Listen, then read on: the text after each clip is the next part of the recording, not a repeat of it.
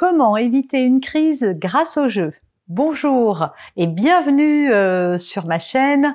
Je suis Noémie de Saint-Cernin, je suis coach, conférencière, formatrice et l'auteur du livre Les clés du passé, se libérer pour changer de vie, paru aux éditions Erol. Si c'est la première fois que vous venez sur cette page, eh bien sachez que j'aide les parents, mais aussi les hommes et les femmes qui veulent une vie plus joyeuse, plus abondante, plus épanouissante et qui veulent rayonner et connaître le bonheur dans tous les domaines de leur vie. Si vous êtes sur YouTube en train de me regarder, ben vous trouverez ici des playlists avec des vidéos de développement personnel qui s'adressent aux parents ou aux autres. À vous de faire votre marché et de sélectionner ce qui vous touche, vous inspire et surtout les ressources dont vous avez besoin.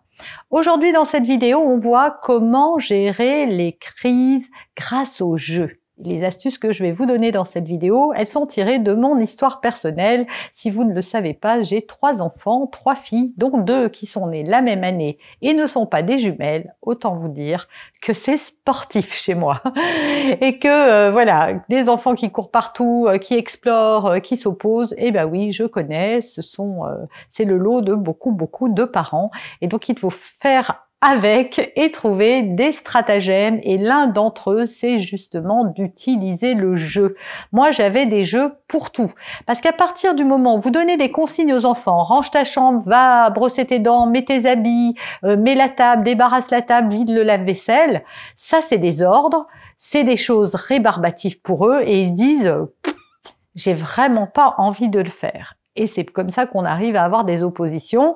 Donc on s'énerve, ils s'énervent, tout le monde s'énerve et à la fin on n'obtient pas ce qu'on voudrait. Donc soyons plus malins qu'eux et instaurons des jeux pour tout.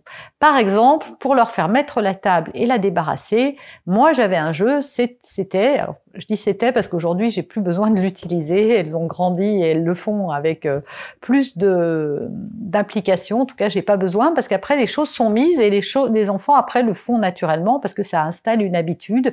Aujourd'hui la dernière a 11 ans et elle met la table sans trop râler.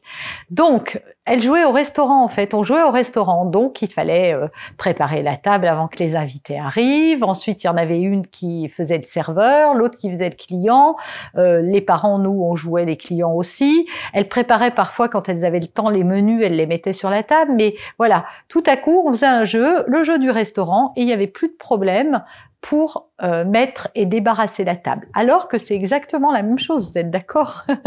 C'est juste mets la table et débarrasse-la, mais si on dit aux enfants on va jouer au jeu du restaurant, tout à coup on capte leur attention parce qu'ils ont entendu une information importante, on va jouer.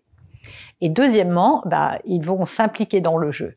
Pour brosser les dents, par exemple, moi je jouais au chasseur de microbes. Et donc le chasseur de microbes, il arrivait et il fallait être en 2 minutes dans la salle de bain, armé de sa brosse à dents pour chasser tous les microbes. Et c'est celui qui arriverait à chasser le plus de microbes qui aurait gagné. Et donc moi j'étais à côté, je disais non, il reste encore plein de microbes, ça se voit, la dent de gauche n'a pas été suffisamment frottée, ça ne fait pas encore 1 minute, il faut, et voilà, et je faisais un chronomètre et puis j'en rajoutais des tonnes parce que c'est ça qu'il faut faire pour les faire rigoler. Et du coup, ça marchait aussi. Qu'est-ce que j'avais encore comme jeu?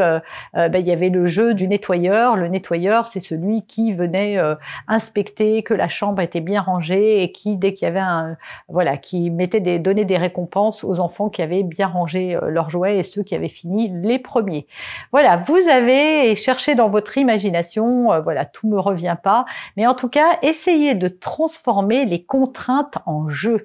Réfléchissez à tout ce sur quoi vos enfants s'opposent. Le soir, quand ils sont couchés, quand vous avez un petit moment où ils sont à l'école, que vous avez un petit moment de tranquillité, posez-vous et réfléchissez en disant là je galère, à chaque fois il veut pas faire ça ou elle veut pas faire ça.